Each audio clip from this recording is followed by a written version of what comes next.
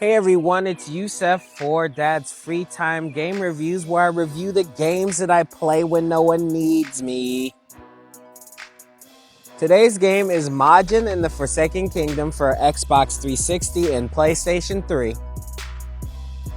In this game, a young nameless thief goes into a castle to try and rescue a monster he heard was living there. Who did he hear it from? Well, it's interesting that you should ask. This thief has a gift. He can talk to animals like they're regular people. As a matter of fact, he is a thief purely because nobody knows what his name is. He doesn't really live in civilization. He just hangs out with animals all the time since he can understand what they're saying. Kind of like a Dr. Dolittle. He goes inside the castle and finds a monster named Teodel. Also, the monster is known by the Majin because he is a magical mythical monster. The nameless thief frees the magical mythical monster, and the monster in turn gives him a name, Tepeu.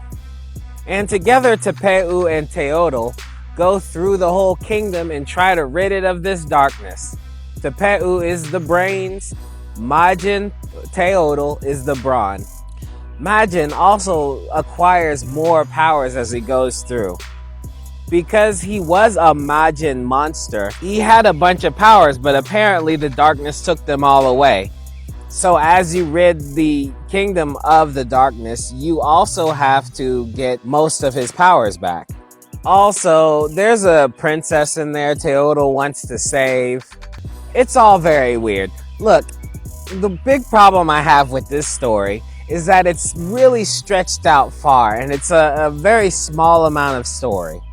I mean, really, the thief, Tepeu, doesn't know what's going on, so Majin has to fill him in. However, Majin doesn't have his memories, so as you go throughout the game, Majin picks up all of his old memories and tries to explain it to Tepeu. But really, the story could be explained in about 5 minutes of exposition.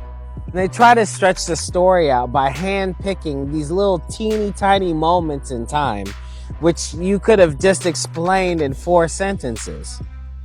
It's supposed to unravel like a mystery, but there isn't much dialogue, so it just kind of makes it horrible. Like the space of time between those different cutscenes is so long that you kind of forget what you're supposed to be doing anyway. The gameplay is pretty nice. As you would expect, you have to use teamwork to try and get through a whole bunch of puzzles.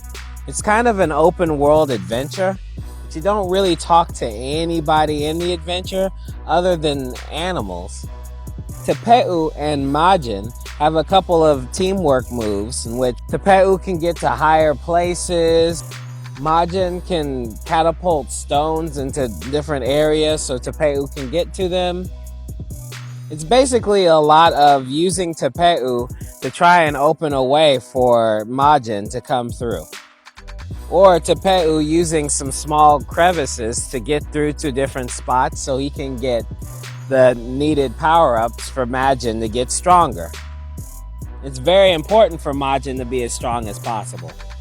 There are also some stealth areas in which you kind of creep up on people and stab them with your little weapon. The only problem is once you've done a stealth kill, it's not really a kill. The bad guy stays on the ground. The only person that can eat up the darkness is the Majin. So you want to try and stealth kill people as close to the Majin as possible so that he can absorb the darkness and they can't get up. Otherwise, they'll get up in like 4 minutes or so. This game is a pretty good puzzle game. Above average. You get a map of every place that you've been to, complete with a list of power-ups in the area. You can also obtain costume pieces that will give you attributes. You can also obtain costume pieces that will change your Majin.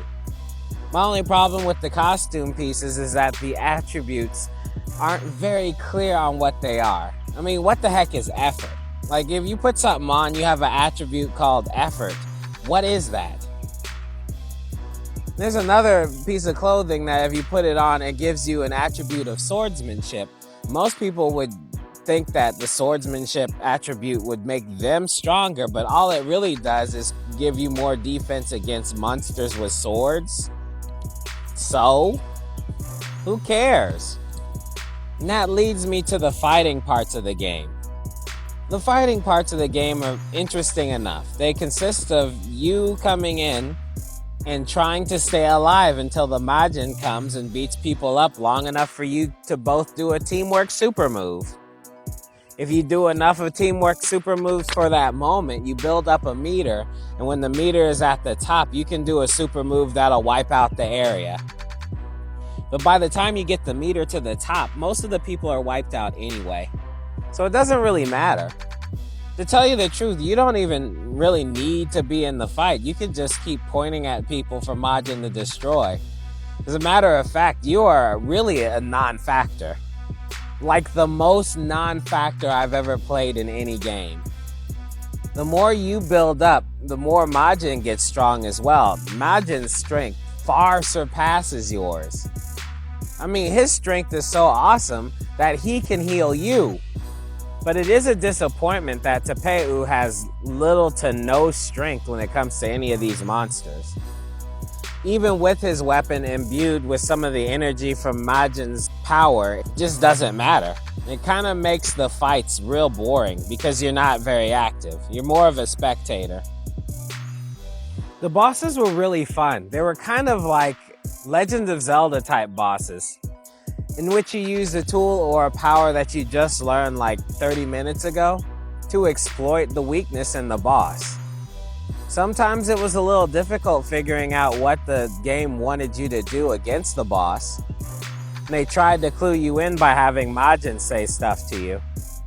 Which is cool because in most of the games I've been playing recently, it's just me jumping around trying not to get hit, but trying to hit the other person more times than they hit me. A few things worth noting. Majin's AI is pretty good, but it's really slow. You will find yourself twiddling your thumbs waiting for him to catch up to you. Another thing, this game has that feature that a lot of games did during its era, where they give you a sprint button, but if you try to use it to get someplace faster, it'll make you stop and breathe. That's very irritating. I mean, you can have a magic monster that shoots fire and electricity from its mouth, but you can't have unlimited running abilities. Like, I'm to believe that Tepeu is so good at jogging that he can jog anywhere he wants to in perpetuity. However, if he wants to full out run, he can't do it. He's gotta stop and breathe. This made it a little frustrating because you pretty much have to get all of the treasure chests and the memory shards and the power-ups for Majin in every little section that you're at. If you don't get all of the stuff, you get the bad ending. If you do get all of the stuff, you get the good ending. I've gotten both endings, they're both pretty good, and it should be on the video right before this review. The memory shards only come out at night. I think it takes about 15-20 minutes for the days to cycle. So once it's nighttime, you gotta go and pick up all the shards as fast as you can in the places that you left without any shards. Every spot has a shard. Fortunately, none of the places that I had to find any of the treasure chests or power-ups or memory shards were very hard to find. Since they were all confined in one small spot that the map would tell you, then you can pretty much search that area very efficiently.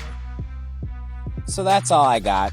Majin and the Forsaken Kingdom is a game that is completely finished, but it feels like they left a lot of stuff out. Like, if they had a co-op mode in this game, this would be the type of game that a dude could play with his girlfriend. Could learn a lot of teamwork. Unfortunately, it's not. Unfortunately, Tepeu could have been more fun as far as action is concerned. But if you come into this game expecting an adventure puzzle game, then this game is a pretty good game. It's got lots of puzzles and lots of time to burn. If you want to see more of the game, I have my Let's Play on this same channel. If you want to see the speed paint that I did for the cover, That is on the Crafty Acuity YouTube channel.